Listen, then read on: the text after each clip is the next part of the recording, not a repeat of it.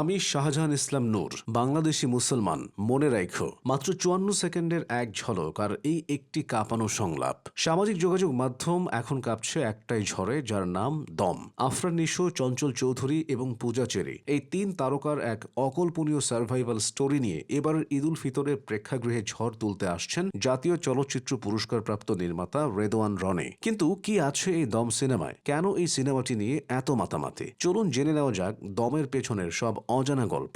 গত ৮ই March SVF alpha i entertainment এবং চরকির যৌথ প্রযোজনায় নির্মিত দম সিনেমার ফার্স্ট লুক বা টিজার প্রকাশ পেয়েছে। আর রিলিজ হওয়ার পর থেকেই দর্শক সমালোচকদের প্রশংসায় ভাসছে এই এক ঝলক। ২০২৩ সালের ডিসেম্বরে যখন রেদওয়ান রনি এই সিনেমার ঘোষণা দিয়েছিলেন, তখন থেকেই সবার মনে একটা উত্তেজনা কাজ করছিল। চঞ্চল চৌধুরীর মতো পাওয়ার হাউস অভিনেতার সাথে যখন আফরান নিশোর মতো ভার্সেটাইল অভিনেতার যুগলবন্দি ঘটে, তখন প্রত্যাশার পারত্য আকাশ ছোঁবেই। ফার্স্ট লুক টিজারটির পুরোটা সময় জুড়ে একটা শ্বাসরুদ্ধকর পরিস্থিতি দেখা যায়। প্রতিটি দৃশ্য যেন দর্শকদের মনে একটাই প্রশ্ন তৈরি করছে: কে পালাচ্ছে আর কেই বা তারা করছে? আফরান নিশোকে এখানে দেখা যাচ্ছে অত্যন্ত ক্লান্ত, রুগ্ন, উদ্বিগ্ন এবং ভীত একটি লুকে। তার চরিত্রের নাম শাহজাহান ইসলাম নূর। এই চরিত্রের জন্য নিশোকে বেশ অনেকটা ওজন ঝরাতে হয়েছে। অন্যদিকে পূজা চেরিকে দেখা যাচ্ছে রানী নামক একটি অত্যন্ত দৃঢ় অথচ আতঙ্কিত চরিত্রে। আর সবার প্রিয় চঞ্চল চৌধুরীকে দেখা গেছে এক অবাক ও রহস্যময় রূপে।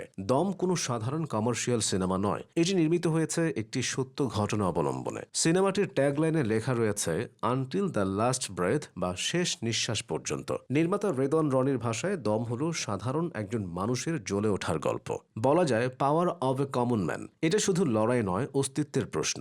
সবচেয়ে বড় চমক হলো এই সিনেমার স্কেল বা বিশালতা। গল্পকে বাস্তবসম্মত ও আন্তর্জাতিক মানের রূপ দিতে সিনেমার একটি বড় অংশের শুটিং করা হয়েছে মধ্য এশিয়ার দেশ কাজাখস্তানের বরফে ঢাকা পাহাড়ি পথ এবং রুক্ষ মরুভূমিতে। বাকি অংশের শুটিং হয়েছে বাংলাদেশে। ফার্স্ট লুক দেখে বোঝাই যাচ্ছে কতটা বড় পরিসরে নির্মিত হচ্ছে এই সার্ভাইভাল থ্রিলার। শুধু অভিনয় আর লোকেশন নয়, দমের পেছনের কারিগরদের নামগুলো চমকে দেওয়ার মতো। রেদওয়ান রনির সাথে এই সিনেমার চিত্রনাট্য লিখেছেন এই সময়ের অন্যতম সেরা কিছু মাইন্ড: সৈয়দ আহমেদ শাওকি, আল আমিন হাসান নির্ঝর, মোহাম্মদ সাইফুল্লাহ রিয়াদ এবং রবিউল আলম রবি। এতগুলো মেধাবী মানুষ যখন একটা সত্য ঘটনাকে পর্দায় তুলে আনার জন্য তখন মাস্টারপিস ছাড়া আর কিছুই আশা করা যায় না। আফরান নিশো এই সিনেমা নিয়ে বলেছেন, দম একটা সার্ভাইভাল স্টোরি, ইমোশনাল গল্প। এমন একটা সিনেমা বানাতেও দম লাগে, সেটা পুরো টিম করে দেখিয়েছে। অন্যদিকে দীর্ঘ ২ বছর এই সিনেমার জন্য অপেক্ষা করেছেন বলে জানিয়েছেন খোদ চঞ্চল চৌধুরী। অভিনেত্রী পূজা চেরির মতে তার চরিত্রটি খুবই দৃঢ় ব্যক্তিত্বের।